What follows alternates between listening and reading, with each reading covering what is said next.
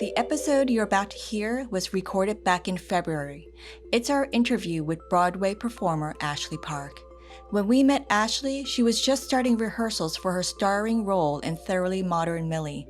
The show was scheduled to open in May and unfortunately had to be canceled due to the pandemic. But keep an eye out for her in the upcoming television series Emily in Paris, where she plays opposite Lily Collins. Thanks for listening and take care.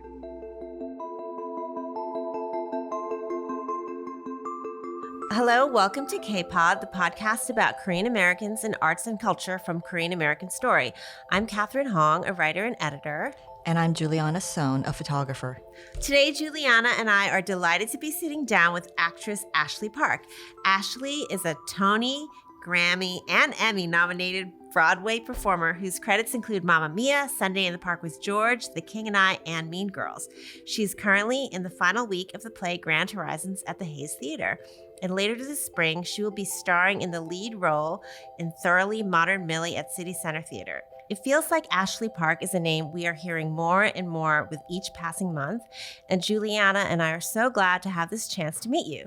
Thank you for taking the time in between your matinee and evening performances. Oh, what a nice intro. Thank you guys.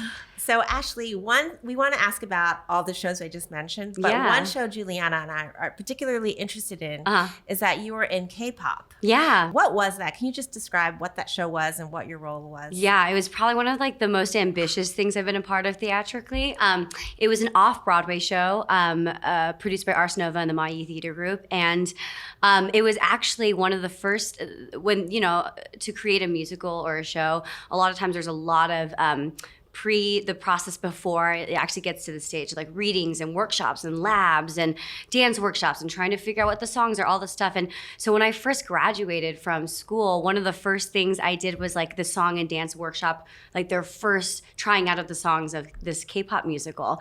And I was like, oh, how fun. And I was like, there's a girl group and a guy group, and I was in the girl group because I was like right out of school. And so that was one of the first things I had like done in the city in some like practice room somewhere, and then fast forward to around the time of when I got Mean Girls and K-pop at the same time, actually, or K-pop was a little bit sooner, and the offer came in. They're like, we would like you to be the solo artist, Mui, and I was like, what? No, I'm in the girl group. Like, I don't want to be the solo artist. That's not what, So I was going to do that. And then once Mean Girls came, it was a direct conflict schedule-wise. So direct conflict as in, I think K-pop was rehearsing in like August and September, and then would open in September, off-Broadway here. But Mean Girls was starting rehearsals at the beginning of September. So the entire rehearsal process for Mean Girls for the out-of-town tryout would be during the exact time of all the performances of K-pop. And I was like, I can't, Mean Girls was a big deal too. So I was like, oh, I guess I won't be able to do both. And so I think there was about 3 hours where I had said no to doing K-pop. And my dad actually called me. And I was at the time doing the Robin Hood musical in Dallas Theater Center. And my dad and mom are just super supportive of everything. But my dad, like, they just let me do whatever I want, that's what my manager and agent are for, like my parents of the business. And so he's never had like a really strong opinion about anything, but he was like, hey, you know what?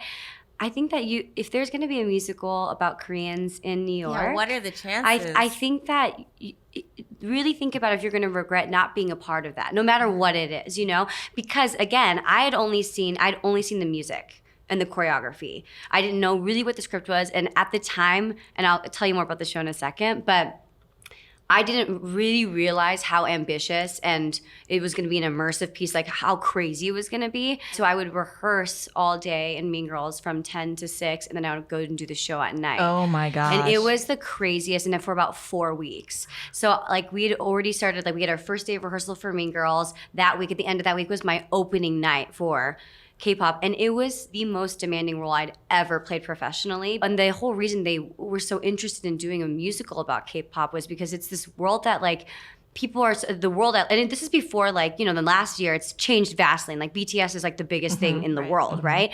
And the whole premise was kind of like, why is K-pop the most famous and like fan crazy genre of music, but why is it not crossed over to America? Like, why is it still something people like watch the music videos and the choreography over and over again? They're like, what is this? What was your familiarity with K-pop before you took on this? Were you a fan?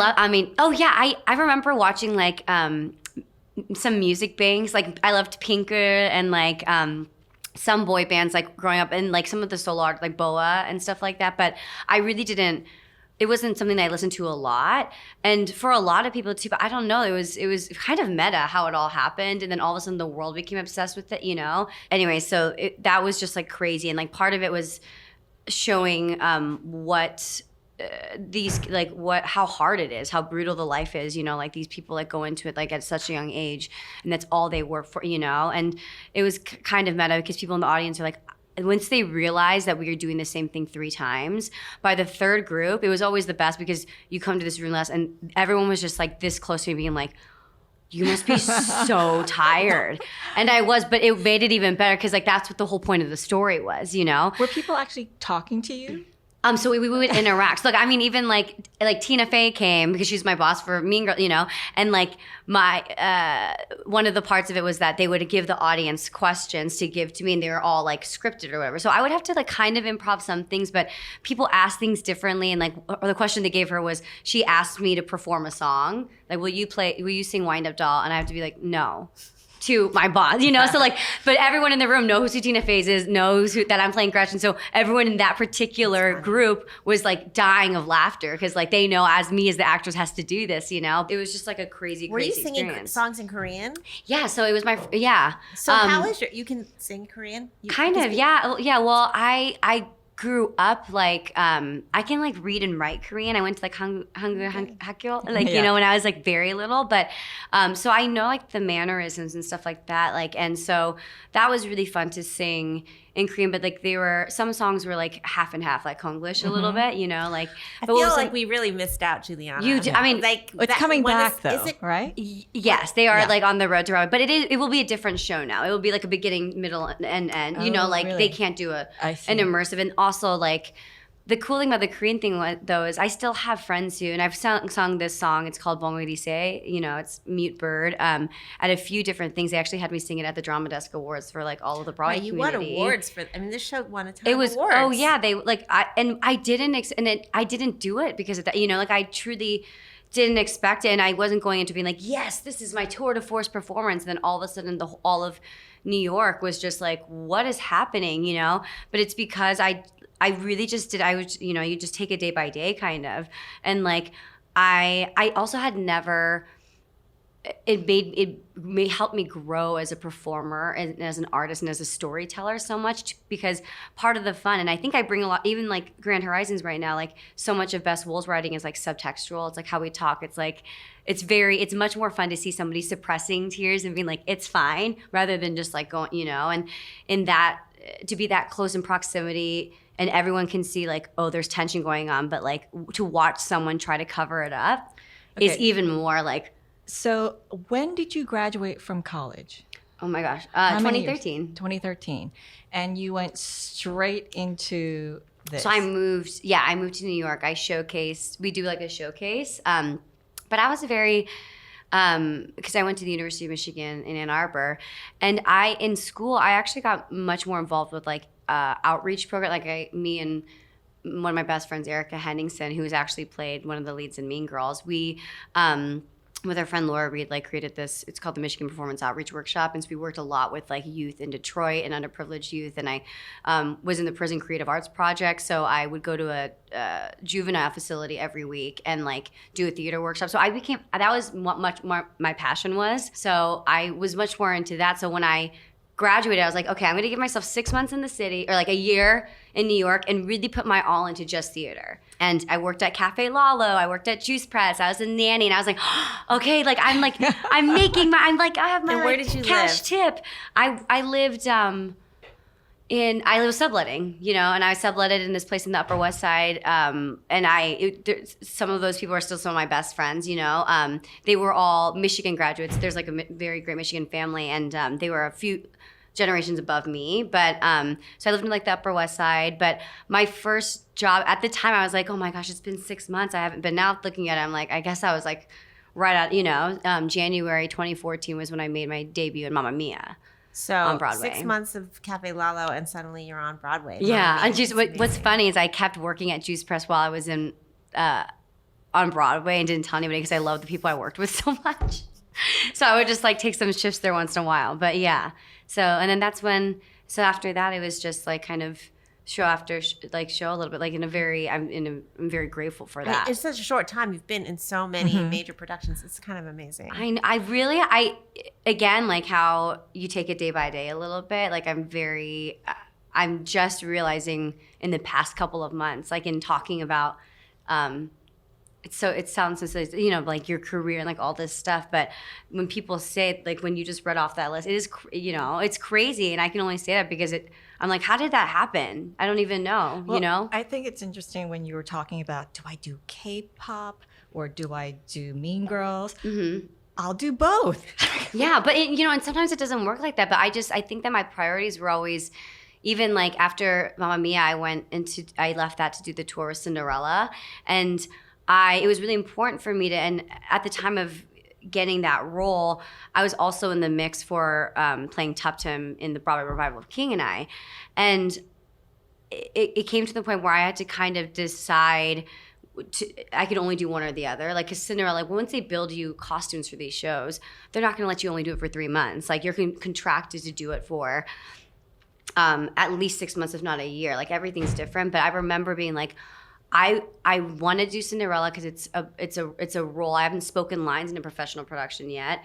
It's a non-Asian role, and I don't even know if I'm going to get this like King and I think, and I want to tour a little bit. I remember telling my representatives, like, I would rather be the least paid person on that tour, even though it's a principal contract. I was like, I don't have children right now. I don't need to make money. Like, I would pay to do these shows. Like, that's what I did growing up, So like, it's a matter of just like, I'm glad that I've been very uncompromising and just wanting to, like, if I get a job or if I want to do it, like, I'm going to like break my back to do it.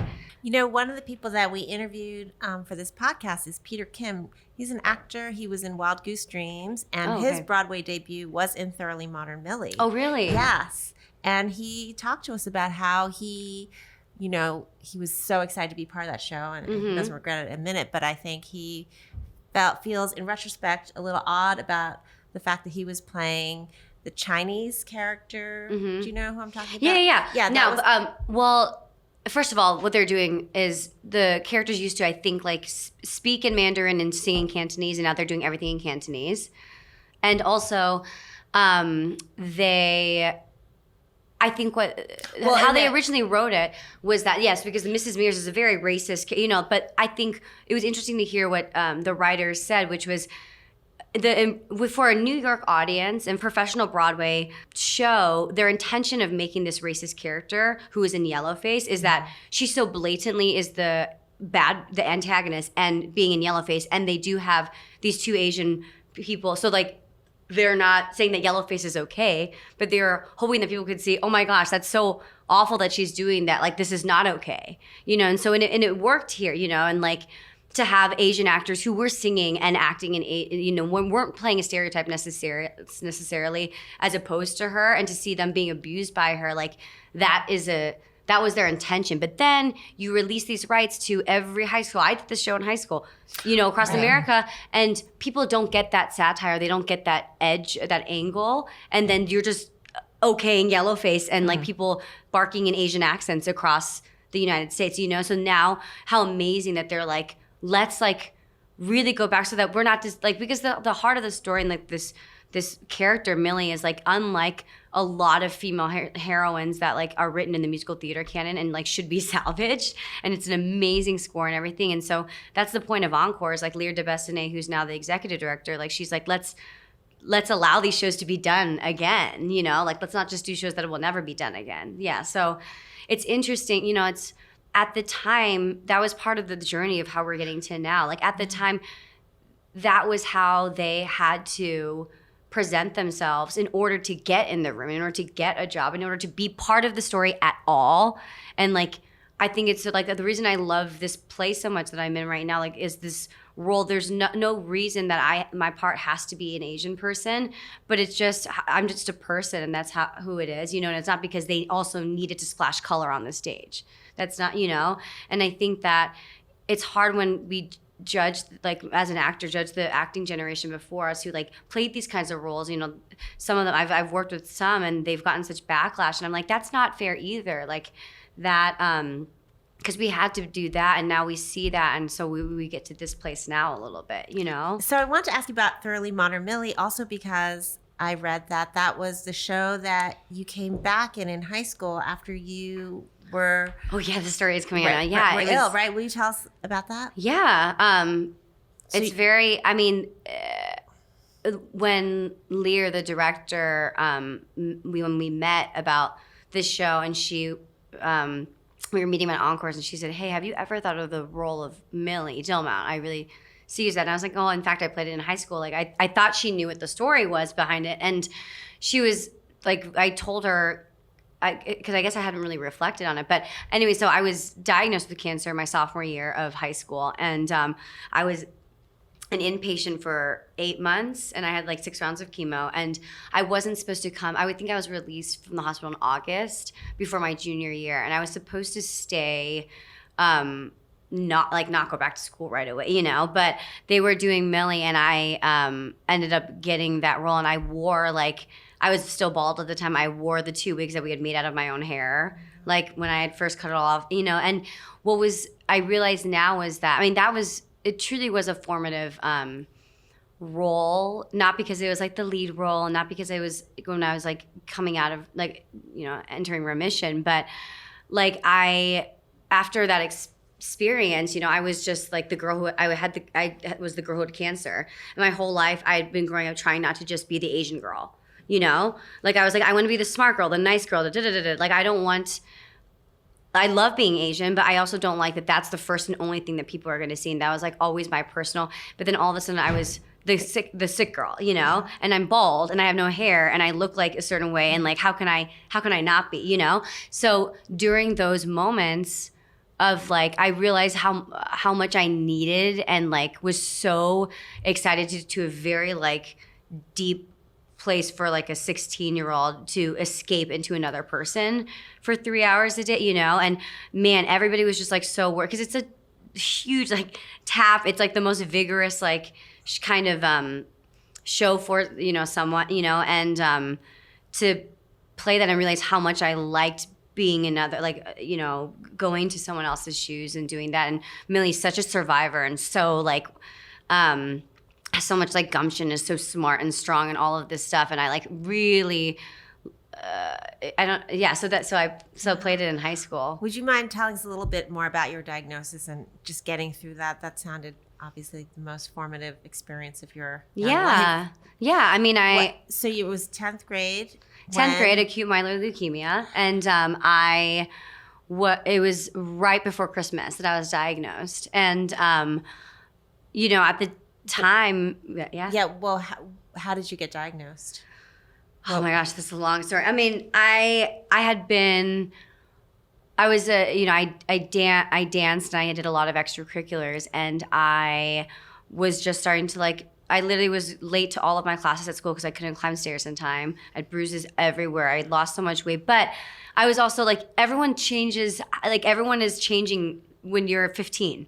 In terms of physical, puberty, I'm like, oh great, my growth spurt, I'm losing all my baby fat, and I was doing High School Musical, and I loved theater. I just loved theater so much, and so I was starting to get very sick and stuff, and we just kind of put it off for a while because you just don't think that that's the case, And I remember laughing about it with friends and oh my God, Ashley Bruce is this is so crazy, God. And so I went to the pediatrician with my mom right before on my last day of school that semester because we finally had time, and it was between school and my theater rehearsal that evening, and we went and they took some blood and they were like, you need to go to the ER right now, and I was like, well, I'm gonna go to rehearsal first, and so I went to rehearsal and they're like, you should call your dad, and so we did, and then we just went to the ER that night, and I didn't leave for 8 months, so that's the very, very long story, very, very short, but and it feels like a different person, I think that's what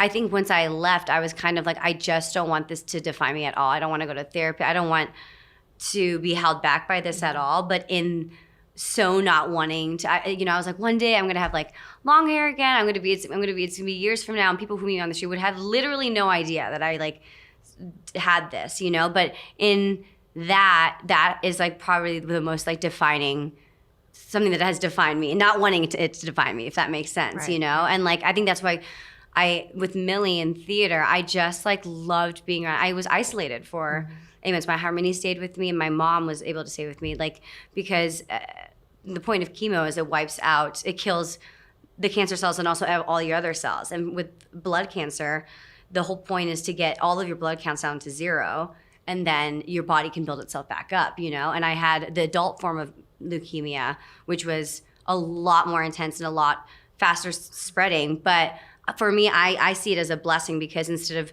a 3-year-long protocol where I was in and out of the hospital, it was just like really vigorous for that amount of time, and then I can go. And I think it did shape too that I don't think my parents have always been 100% supportive, but like for me growing, my mom went to UCLA, my dad went to USC, like there's not like theater over there. They really didn't know. It was so random that like in Ann Arbor, I happened to like follow my friends to theater, and even if like they loved watching my shows and they supported that, never did they, or I think that it was like a career possibility. Like we don't really know that. And I think it became, and especially after I was done with my cancer experience, not done, but my parents were very much like, you survive, like do whatever you want, like truly, and my Make-A-Wish was actually, because I was a Make-A-Wish kid, and my wish was to come to New York for the first time and watch a Broadway show, and so they brought that. So I love that foundation so much, and I granted, like I've tried to help grant wishes of like I want to come backstage. They brought you into New York, and what did you? They had me we watched. They brought my whole family in. We did like college visits. We did all this stuff, and we watched Lion King, Wicked, Spring Awakening, and Chorus Line. Yeah, so it's there's so many like full circle things in that way. But I'd never had. I just think Broadway was like a building. I didn't know that it was like I had never been to New York. I'd only seen it in like rom-coms and stuff. So like it was very, very.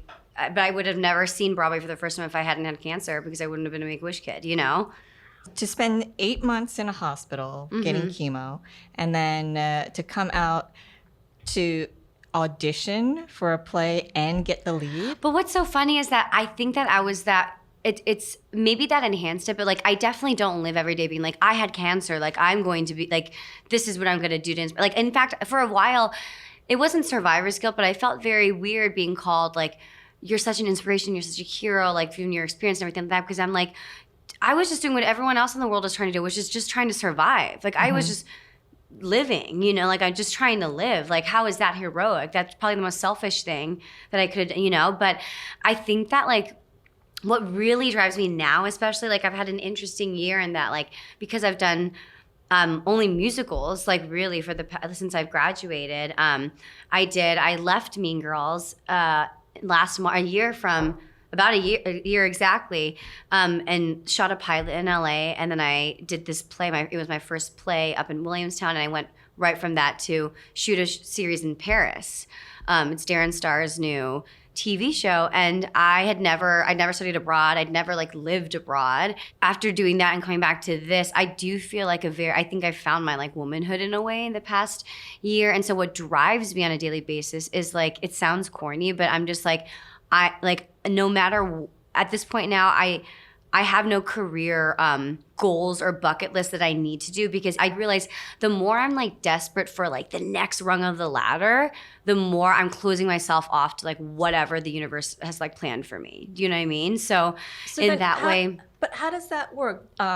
People call you in for an audition, or it can happen in like so many ways. Like that's what I've realized, is that there really is no straight path. And I think that the hard thing about like being in a program at school and like coming into the world is like you think that there's only one way. Like I have to be like on Broadway in a lead, like this kind of thing. And it's like, like Millie happened over a coffee date, but it's because I'd worked with this director on 3 different readings that we didn't end up working on, like so many things. And I've realized now the jobs that I'm getting are because of it, word of mouth, and like the kind of person you are, and like what you bring to, especially in like the acting world, like what you bring to the workspace and like as a creator and as a collaborator, and like how smart and how nice you are is actually what matters, like so much so. And like so like on a daily basis, what like drives me is just like I really want to be a good friend to the people that I have in my life. And like we talk about like a network, you know, people networking and stuff, but I really think of a network as like people who